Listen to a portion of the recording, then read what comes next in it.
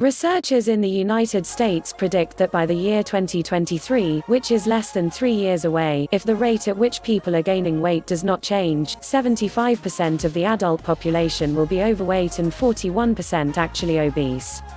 If that trend continues unabated, we will be living in a fat nation. The researchers, in determining specifically what defines being overweight and obese, use the standard medical definition entitled Body Mass Index (BMI). The BMI of 25 or higher defines as overweight. The BMI of 30 or above defines as obese. People indexed obese have serious risk to develop diabetes, heart disease, and certain types of cancer. Clearly, obesity is rapidly becoming, if not already, a public health crisis. Even more disturbing is that according to figures released by the federal government, 16% of our children and adolescents are overweight and another 34% with significant risk of becoming overweight. We are a nation that lives on preservatives, fat and sugar. The traditional model of the nuclear family, which would plan and cook at least moderately healthy meals, sit together and eat at regularly scheduled times, has all but vanished.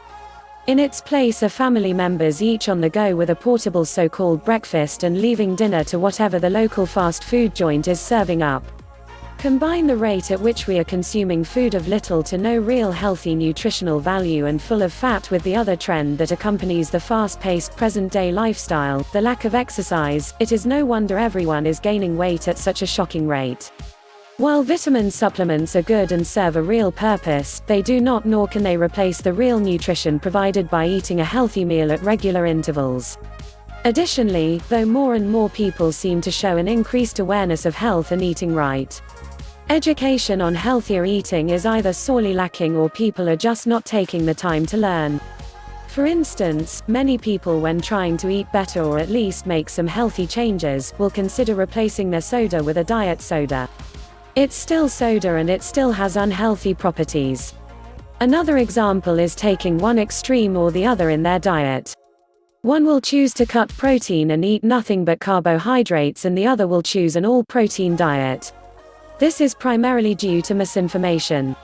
With due respect to the authors of such dieting, neither of these is any good. If one will simply stop and think for a moment, they will realize that the best and most healthy food we can eat will contain all that is necessary for good nutrition. Having only carbs or only protein is not natural. The human body is designed to ingest nutrients from food sources that contain balanced levels of vitamins and minerals, proteins, carbs and fibers. Even though mealtime might be regular, vitamins regularly taken and water instead of soda, there are still areas that warrant attention in order to retard it or stop this weight epidemic.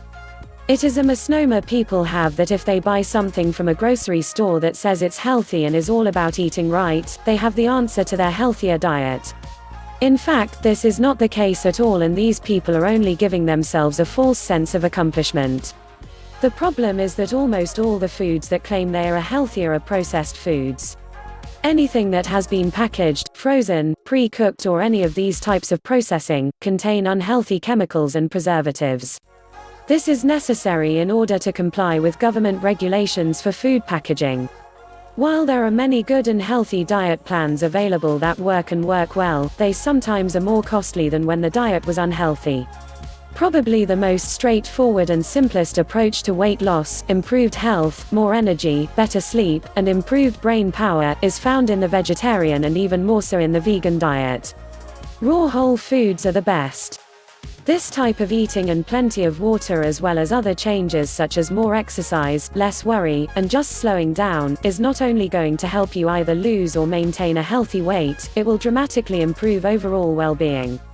In closing, this statistic might help motivate you to make the changes needed if you truly want to improve your health and weight. Researchers followed two groups of people over a 20-year time span. One group ate only a vegan diet and the other a regular diet.